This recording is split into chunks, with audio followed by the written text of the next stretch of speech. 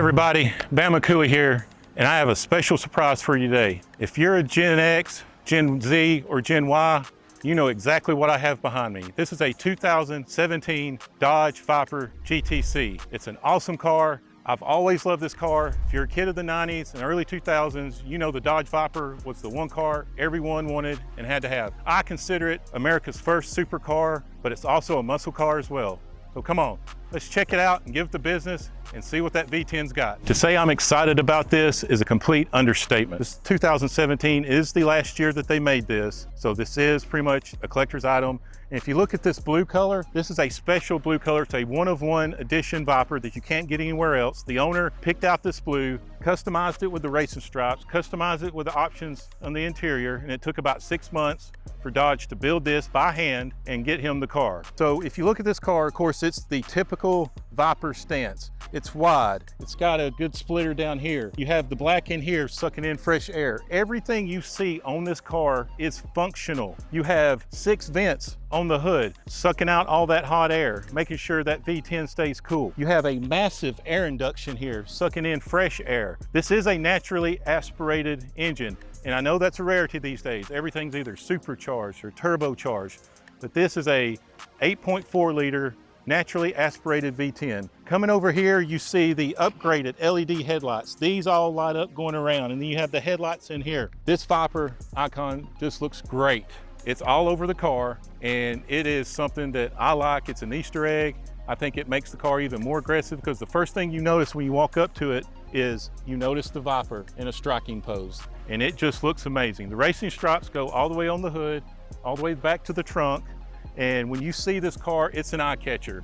I can't tell you how many people have come by while we've been doing this review and have stopped and looked at the car and taken pictures and everything like that. It catches your eyes, and it is pure American muscle. But like I said, I consider it the first supercar because it has gone overseas, it has run road courses, and it has set records.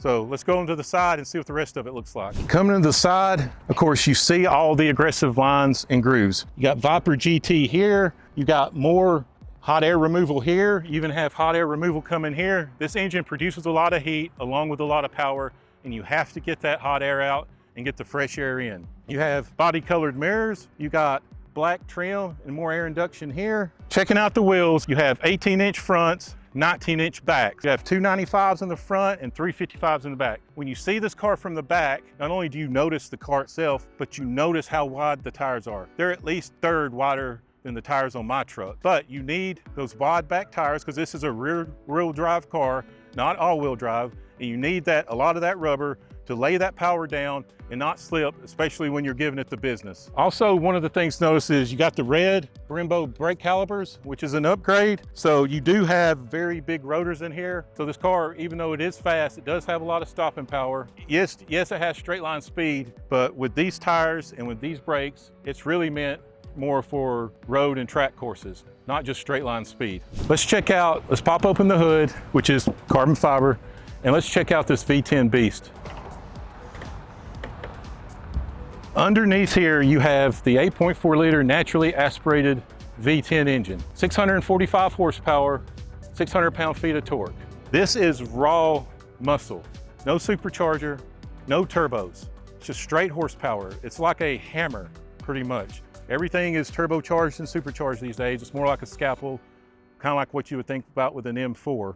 But this is straight muscle and straight brute force. You have a massive air box here that the owner did cover to keep the heat soak out, but you have 2 air inductions going directly in here. The air inductions are about this long. The piping's about this long. So you don't get any distortion, you don't get any bends, you don't get anything like that that disrupts that fresh air from coming in. It is actually flowing straight into the engine, unlike most cars. This car will do 0 to 60 in 3.3 seconds and around probably 11.3, 11.4 in the quarter.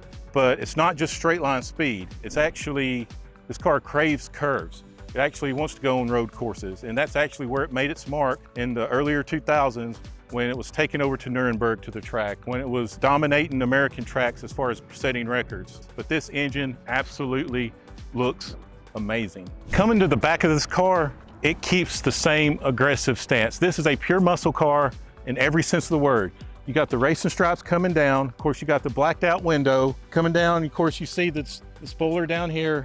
You got the LED rear lights. This car just screams muscle. The back end is aerodynamic, but look at the width of the back end. And from the back, you can also see the width of the tires. This thing is meant to go. Those tires put down a lot of traction and you can really go with it. This lights up when you hit the brake. Coming to the key fob, you have Viper, and of course you got your lock, unlock, trunk opening. So let's go ahead and take a look at the trunk and see how many bags of crystals we can fit in here.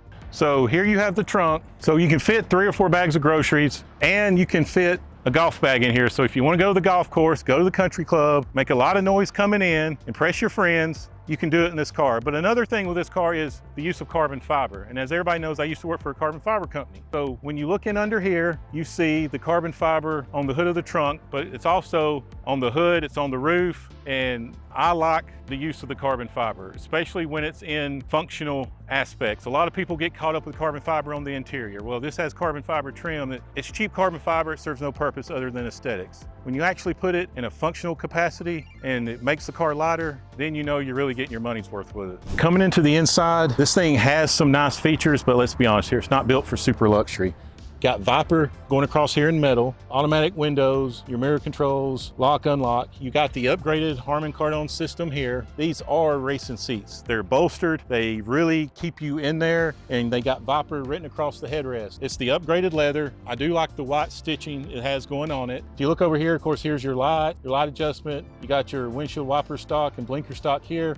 You have a very thick racing steering wheel. It flattens out at the bottom. Of course, you got your Viper emblem here, which is absolutely awesome. I could look at this all day. Got your volume controls with the radio, cruise controls on here. You even have a launch button right here. So sitting inside, this is a little tight, but for what you want it for, it's awesome. Like I said, steering wheel, stitched, very soft. This is a 6-speed manual. Of course, there's your infotainment center. It is touchscreen, and we'll turn it on here in a minute. You do have Viper right here. Your passenger has pretty much an oh crap handle right here that they can hold on to when you start scaring them.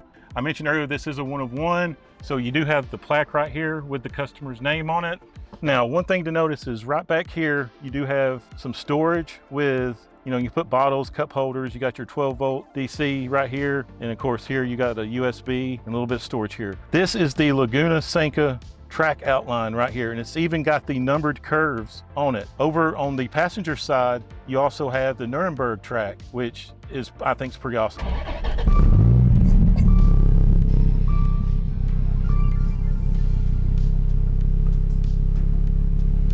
Of course, here you have a digital center display that you can change up some, but obviously the miles per hour is still analog. You have digital volts, digital temperature reading, you got digital oil pressure. This is a manual steering wheel adjustment. Here's the infotainment center. Of course, this is a 2017, so it's not as up to date as some of the others, but you do have the SRT performance button here that you can go to. You have your media, you can hook up your phones to this. So it does all the basic stuff. It does have a satellite radios. Here you got timers, 0 to 60, eighth, quarter. You got G-force meter.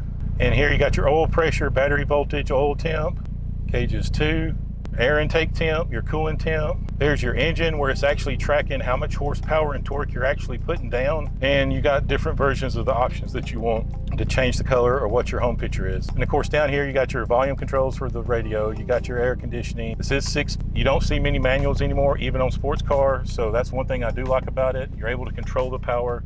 The good thing about that is that's it on the inside. There's no back seat. There's nothing else to go over. Okay, everybody, we are in the 2017 Dodge Viper. Hope y'all have as much fun watching this as I'm going to have making this. All right, let's go. Hope everybody can appreciate the sound that this vehicle makes. It is absolutely amazing. One thing you notice about this, besides the incredible sound, is the 6-speed is very easy to shift, in my opinion. Compared to most sports car, it can be too tight, it can be whatever. It's very easy to shift.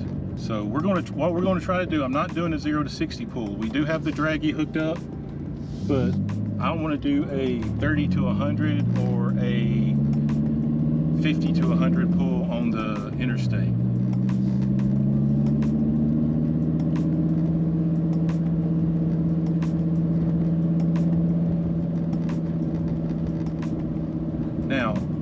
thing I will say about this car, and the owner, Jared, confirmed it, you don't want to ride to the beach in this.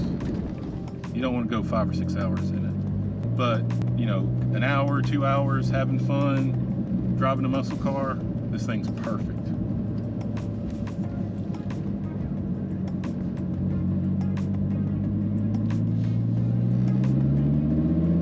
Let's give it the business.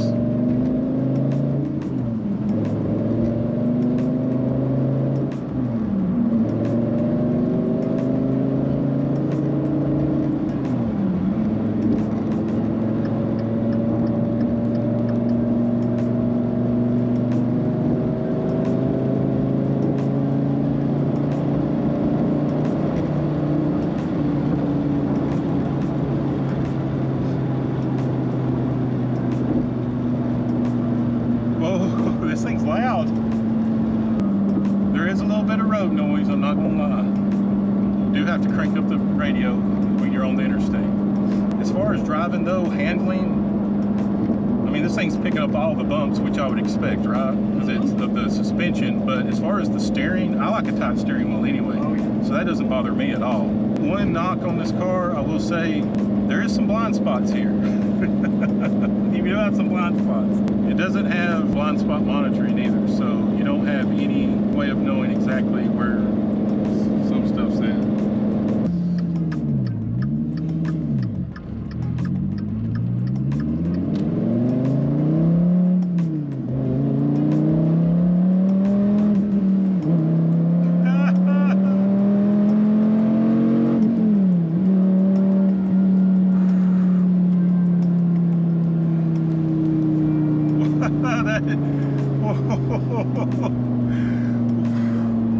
I think I can successfully say we gave it the business.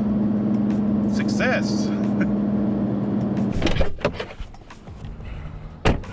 There you have it, everybody. The first true American supercar, in my opinion, and complete, unadulterated, unapologetic muscle. Thanks for watching. If you ever get a chance to drive a Dodge Viper, I highly recommend it. I plan on making some more content with this particular Viper in the future. So remember, click on the links to my left, and remember, if you're in the back streets of Tijuana, Mexico, and you got a fun car or truck, go ahead and give it the business, especially if there's no federales around. Y'all have a good one, and we'll talk to y'all later. Bye.